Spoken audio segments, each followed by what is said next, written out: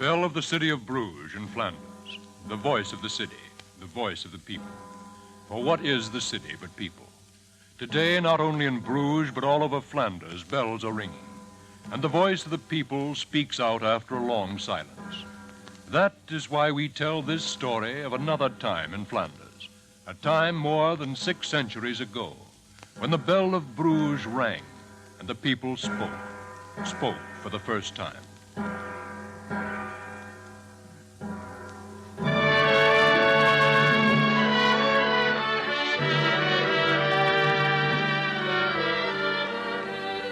The NBC University of the Air presents We Came This Way, a new historical series for our listeners at home and overseas.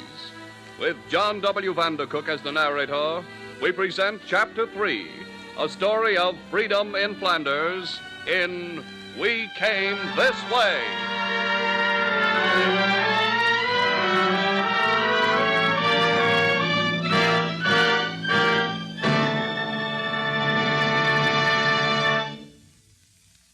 It was at the turn of the 14th century. After Granada and the reopening of the Mediterranean to Western trade, Europe saw a boom in cities. Traders with the smell of the world about them, and peddlers spreading out their packs at the great fairs, became the first promoters of cities, boasting of the places they had been, the things they had seen. In the city of Bruges, I have seen cloth woven out of golden thread, cloth of gold.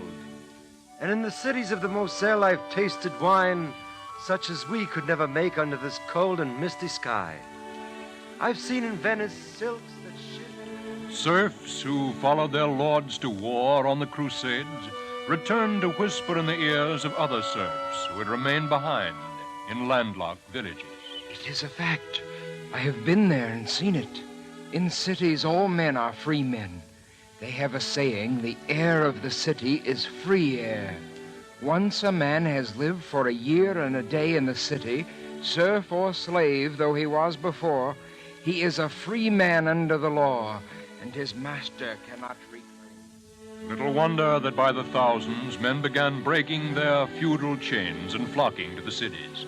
And in those days no cities drew greater numbers than those of the Low Countries, where the two streams of European traffic met, where industry flourished and men's strength and skill were in demand. Runaway serfs and men who had felt cramped in the narrow confines of the medieval village swelled the cities of Bruges, Gand, Liège, Ypres, Dinan, and Antwerp. They learned trades, became the makers of cloth that was worn in all the courts of Europe, the makers of coin that supplanted the old barter system of the feudal world, the makers of stone baptismal fonts found today in the villages of England, the makers of shoes and the makers of bread.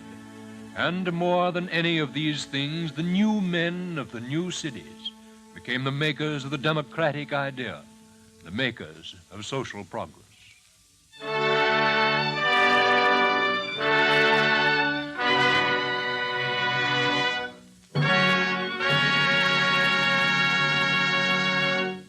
My name is Anders. I was one of the new men you have spoken of, but I knew nothing of social progress. I never even heard the word democracy. I was a weaver in a village in Flanders. I fell in love with the daughter of a peasant, and when I wished to marry her and take her off the manor, her lord refused.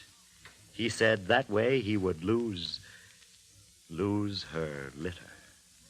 So Joanna and I ran away, stole away in the dark of the night like thieves. We wanted to get to the city where we could be free, to get to Bruges. Ask that old man, Anders. Tell me, sir, does this road go to Bruges? The roads in Flanders go no place, stranger. They stand still. It is the people of Flanders who go places. I see. You make sport of me because of my country dress and manner. I meant no harm. What I said is true. Are not you and your young woman a walking proof that the people of Flanders do go places? Do you come from a way off, stranger? No, Anders, no. Tell him nothing. Oh, you have nothing to fear from me, my pretty one. If you have chosen to shake the dust of the manor from your feet, that is your own business. I am a poor man like yourselves, and poor men tell no tales. But you will tell us the way to Bruges, eh, grandfather? Half a league, straight ahead. Listen, you can hear the bell. You'd better hurry if you want to get there before they close the gates at sundown. Hurry, Anders. Do hurry. I won't feel safe until we're inside Bruges. You're right, Joanna. For people like us, only the air of the city is free air.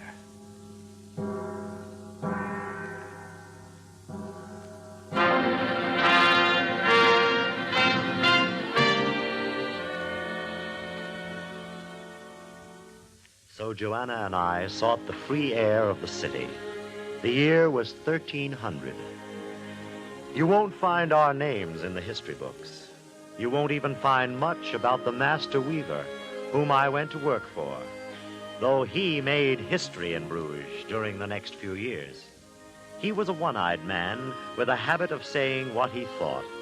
His name was Peter Koenig, and he was dean of the Weavers' Guild in Bruges. I learned much about weaving from Peter Koenig, and I learned much else, too. As our feet worked the treadles and our shuttles flew back and forth, we used to talk. So you come to the city to be free, eh, Anders? Yes, Master Koenig. I want to be my own man. Man, open your eyes, boy. How can a man be free who has no voice in his government? Who do you think makes the laws here in Bruges? Why, the men of the city council. And who is that council? A few families of cloth merchants and exporters calling themselves patricians. Call yourself free if you like, but try to get a seat on the council. Is it a law that I can't? It's written in gold on parchment that no weaver, fuller, shearer, carpenter, or any who works with the awl, or any dyer who has blue nails, wool beater, or tinker who cries through the streets, cheesemonger, beer seller, dealer in salt and bread, worker in lambskin. I had no idea there were so many of us plain people. None of these or any who sells by the pound can become a member of the council. That is, unless he renounces craft and give a mark of gold, or as much more as shall be thought good by the councilmen.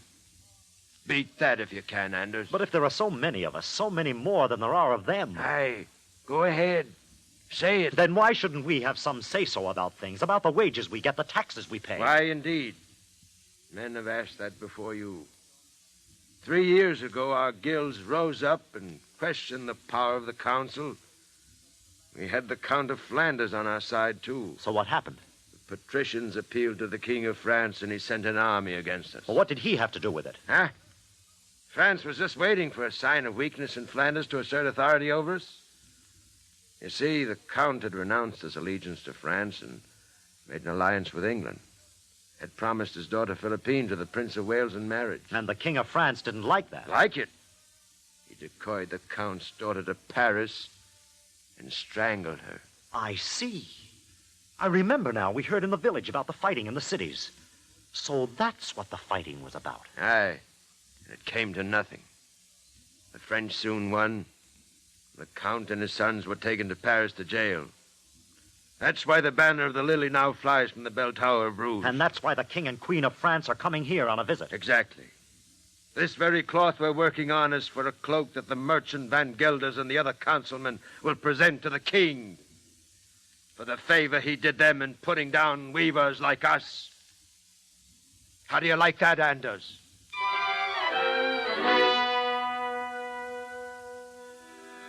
Every merchant's wife in Bruges had a silk dress for the king's coming.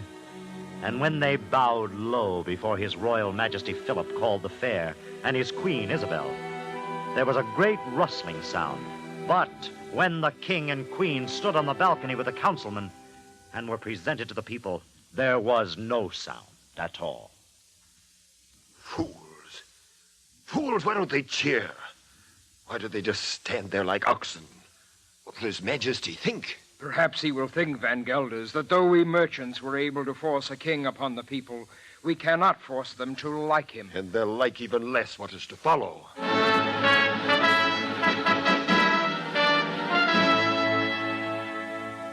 Anders, I thought I'd find you still at your loom. I got the money from Van Gelders for the cloth. Here are your wages. Well, to tell the truth, I was waiting for my wages, sir. Joanna put the last of our flour in this morning's dough cake. Thank you, sir. Don't thank me. A weaver earns every penny he gets and more, and it's little enough. I tell you, Anders, you'll see men falling dead of hunger in the streets when the new levy is put through. Levy, Master Koenig? I had it from Van Gelders. The people are going to pay for the king's visit. Wining and dining and the banners and the music. Even that cloak they gave him, we'll pay for in the end. But it's unfair. We didn't ask him here. We didn't want him. We ate none of the roast capon or drank any of the fine wines, but we'll pay for them, too. The council has decided. Master Koenig, my wages now barely pay for the hovel we live in and buy us food. And Joanna's with child. I can't meet the levy. I know. You're not the only one. Then what are we to do? Pay it and starve like sheep? You're the dean of the Weavers' Guild. You tell me. Anders, alone, the Weavers can do nothing. But there are 51 other guilds in Bruges. If we all stand together... What would our stand be? I must have time to think it through. Wait. I'll call a meeting of all the guilds at the marketplace tomorrow. Be there as the bell is rung for sundown.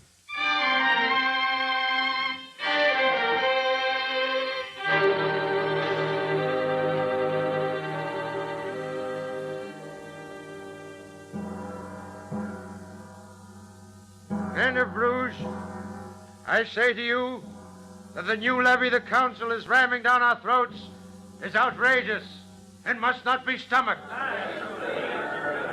If you are men, you will not take food out of the mouths of your children to pay for the pleasuring of a foreign king. Silence, Peter Koenig, silence. If you are men, you will not let one groat of your meager wages go toward the support of a municipality in which you have no voice. I forbid you to speak further, Peter A Koenig. municipality which cares no more for us than for the sheep that grow the wool we weave. How dare you stir up the people against their rightful ruler? Our rightful ruler is the Count of Flanders. And the Count of Flanders is for the people.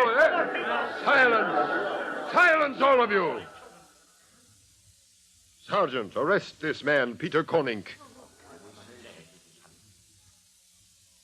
Go to your homes, all of you. There shall be no more public meetings. Our new governor, His Majesty's Lieutenant Jacques de Chatillon, will arrive in Bruges within the week. He will see that we have order. Meanwhile, the council will decide, Peter Koenig, whether to have you drawn and quartered as a traitor or banished as a fool.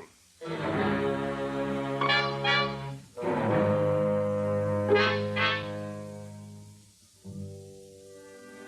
council was shrewd.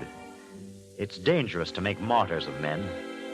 So though in days gone by, weavers who had set themselves against authority had been drawn and quartered or broken on the wheel, Master Koenig's sentence was to be banished forever from the city of Bruges. 5,000 of us would have gone with him, but he would not have it. He left alone except for myself, who walked with him to the city gates.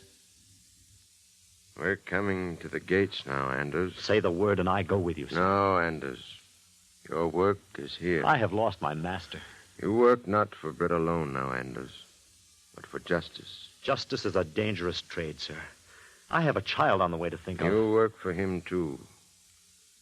Better he be stillborn, Anders, than come into the world to be as voiceless and driven as the weavers of Bruges are today. What is it you want me to do? Stand with the other artisans.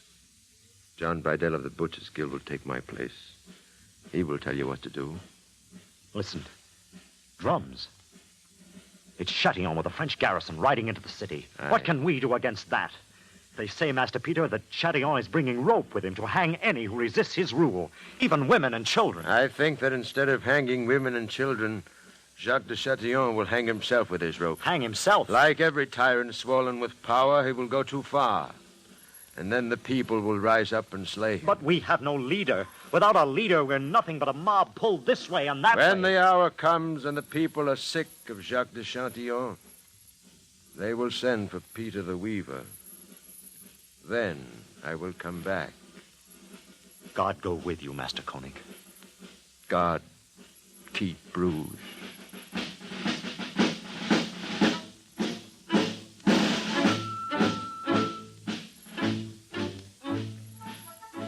Jacques de Chatillon rode into Bruges on horseback, surrounded by his knights, and Peter the Weaver walked out alone. But in the days that followed, it was the Weaver we listened to, not Chatillon. We listened to him, though he was many miles away in the city of Dam. He sent messages to John Bridell, and John Bridell told us what to do. Stand together. Resist the council. Refuse to pay the levy. Every guildsman must stand with the others.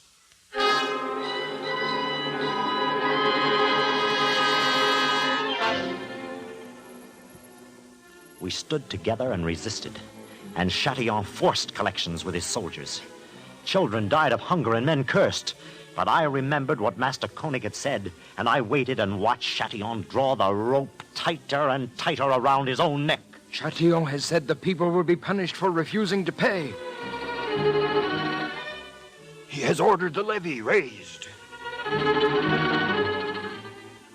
The deans and second deans of the guilds must make a public apology for inciting the people to resist. They must be dressed in black and fall upon their knees and confess sorrow for their disloyal conduct. And last of all, the bell of Bruges is to be silenced from this day forth. Have you heard? Down with Curse foreign Chatillon, agents. curse the king, curse Chatillon. The bell of Bruges is to be silenced.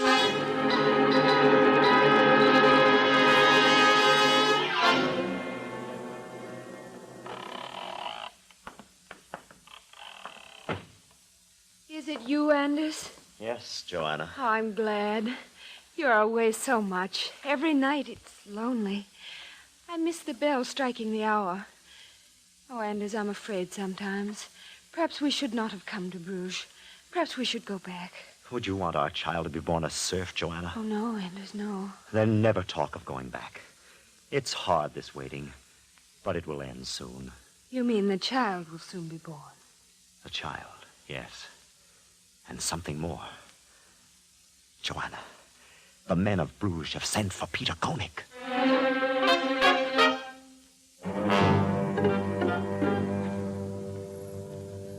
Alms for the poor, alms for the poor. Give a penny for the poor and the blessing of St. Francis. Alms for the poor. Here, old friar, I'll give you a penny. Though who is poorer than a weaver of Bruges, Master Koenig. Be quiet, Anders, you fool. Why do you think I've gone to the trouble of disguising myself? The market is full of people. And not a one of them would lay hands on Peter the Weaver. It's like you said. The people only wait for a signal from you to rise. Listen, Anders. 1 week from tonight, on Friday the 13th, the moon will be down. That is the night. We're ready. The smiths and carpenters have set boar spears and plowshares in long clubs, as you sent word for them to do. And there is one for every artisan? Every artisan in Bruges will be armed. Here comes the soldier of the king. I'll give you a psalm, brother, that we friars sings at matins. Deposvit potentes de sede et exaltavit humines. I know no Latin, old friar. Then you shall have it in the language of the people. He will put down the mighty from their seats, and he will exalt the humble. The soldier's gone now. What will be the signal for the rising? The ringing of the bell. It's forbidden. There's a guard at the bell tower. You will go to the tower at midnight, kill the guard, and ring the bell. I am to kill a man? I am to give the signal for men to rise up and kill other men? Killing is bad, Anders. But there are other things that are worse. There is no other way. Blood must be spilled before Bruges is free. If I had a son, if you were that son, I would say the same. This is what you must do. I'll ring the bell, Master Koenig. Loud and strong. We'll be waiting. I must go now, Anders, and see Bridell and the others. One last thing. What is the watchword for the night? Buckler and friend. And woe betide any man who says it with a French accent. Alms for the poor, alms for the poor. Give a penny.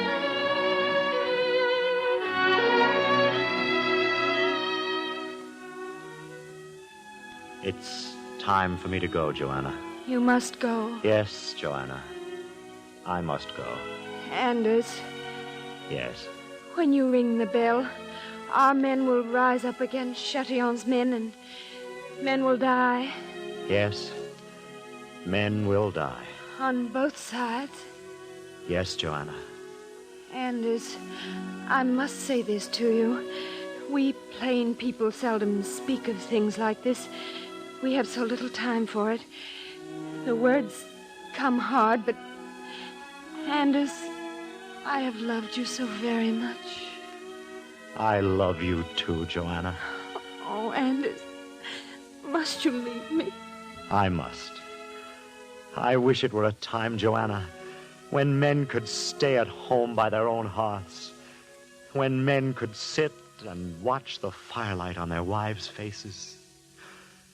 Oh, God, how I wish it.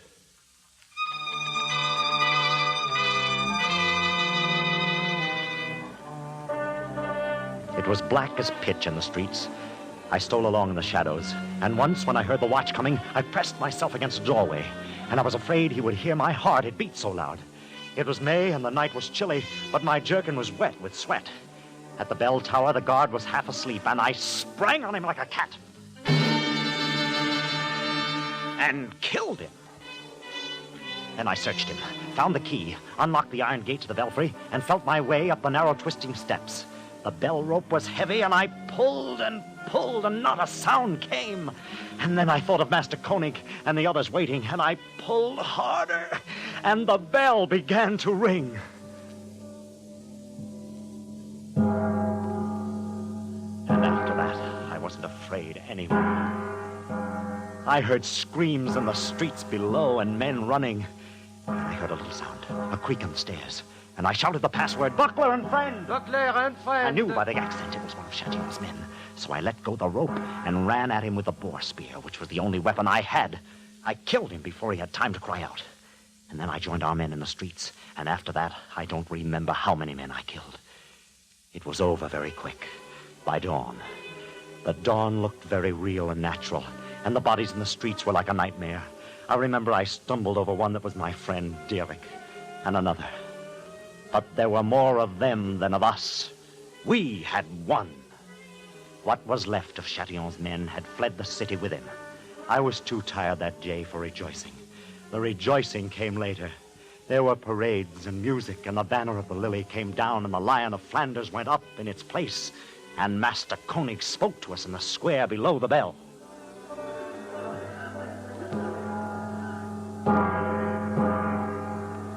Men of Bruges, we have fought and we have won. But we fought for justice, not for vengeance. Besides, vengeance will not go long unavenged. Let us bury our hates with the dead. Let us not live in civil strife. Let us not exchange a tyranny of patricians for a tyranny of weavers. I say to you, let us have a government of the people.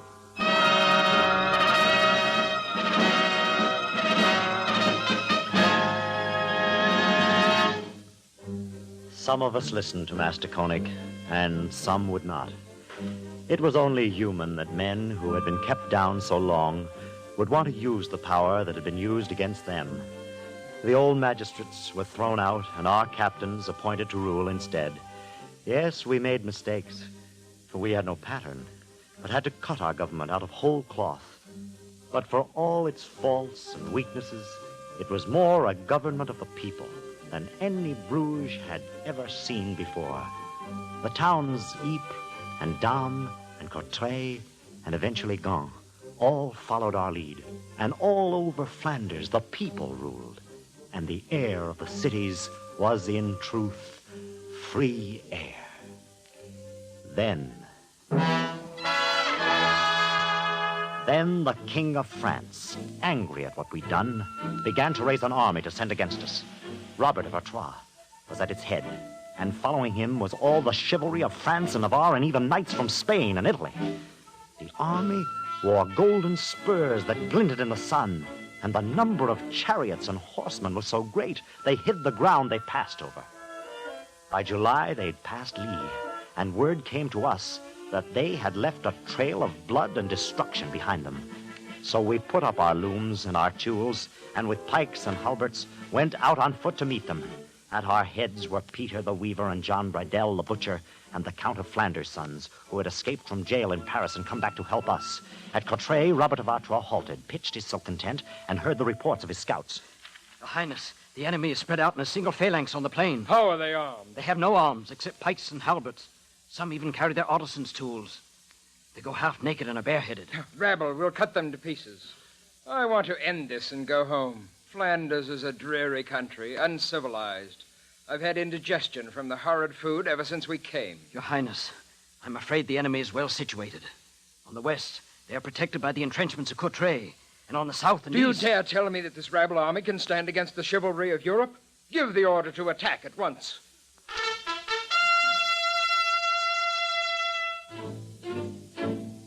And as the army of the king marched against us, every man took up a handful of Flemish earth and pressed it to his lips.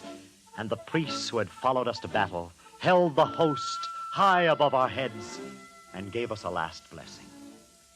In nomine Patris et Filii et Spiritus Sancti. Amen. And that was the way we went into battle.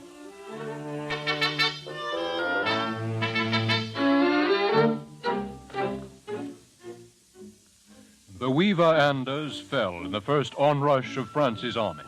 So the rest of our story we must get from history books. It is written that Robert of Artois' men never once broke through the close array opposing them, the solid wall of men, of ragged, barefoot men, whose only weapons were their pikes and halberds. By nightfall, Robert of Artois and Chatillon were dead, along with 75 nobles, 1,000 knights, 3,000 squires, and 20,000 men. The victory was a people's victory.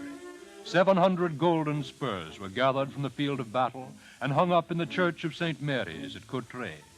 Peter the Weaver and John Bridell the Butcher were knighted on the field of battle. And beneath the shadow of the belfry of Bruges, a statue was erected to these two who had made the people rule in Flanders. After the battle, the plain people marched home again to their plain jobs, and there was much joy in all the cities. In Bruges, the Weaver Anders' wife, Joanna, pale and shaking from her lying in, took our newborn son to the public square and held him up to hear the bell of Bruges rung in triumph.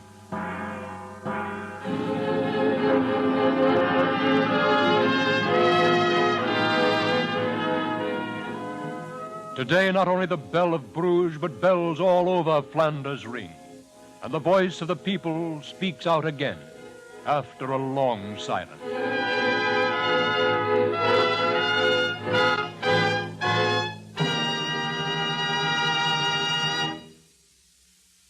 The NBC University of the Air has brought you Chapter 3 of the new historical series, We Came This Way. Next week, We Came This Way will present the story of Andreas with Katina Paxenu. A handbook containing background information with suggestions for further reading is now in publication. We shall be happy to send you, at cost of mailing, this valuable We Came This Way handbook, especially written for the current series. Send 25 cents to cover the cost of printing and mailing to We Came This Way, Post Office 30, Station J, New York 27, New York.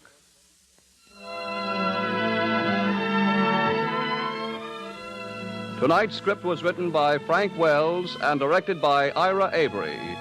The music was conducted by Milton Catons. Members of the cast were James Monks, Joe DeSantis, Mary Patton, Bernard Lenrow, Lamport Hill, Walter Appler. John W. Vandercook was the narrator.